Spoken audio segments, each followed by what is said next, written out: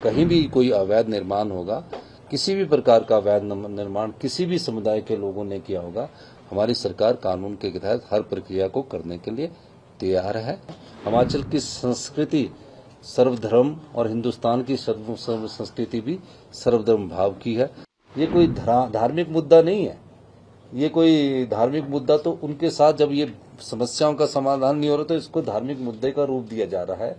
आज मैंने अखबारों में पढ़ा है कि जो इस मस्जिद से जुड़ा विवाद है, पर्टिकुलर शिमला से स्थित मस्जिद से जुड़ा जो विवाद है, जिसमें अवैध निर्माण की बात है, मुस्लिम समुदाय के लोग गए हैं और उन्होंने कहा कि जितनी भी हमारी मंजिलें हैं, ये नहीं है कि 2 या 3 है, मेरे को उन्होंने अभी बताया, मेरे को अपने हमारे वो अगर वो अवैध बनी होगी तो हम आयुक्त से ये मांग करते हैं कि इन्हें गिराने की हमें इजाज़त दे दी जाए।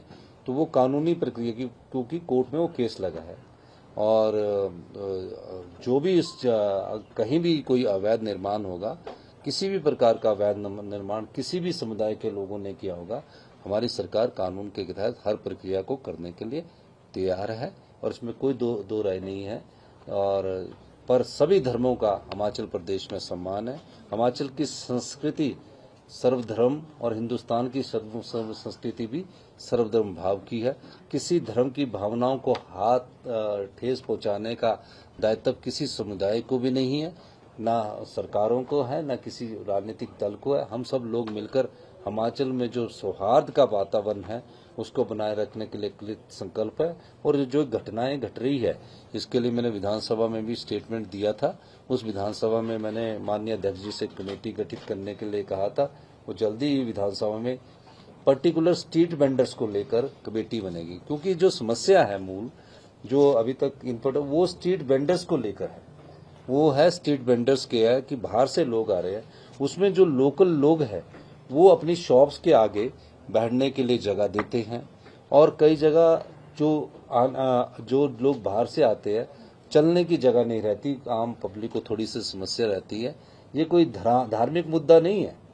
ये कोई धार्मिक मुद्दा तो उनके साथ जब ये समस्याओं का समाधान नहीं हो रहा तो इसको धार्मिक मुद्दे का रूप दिया जा रहा है, लेकिन धार्मिक मुद्दा नहीं है।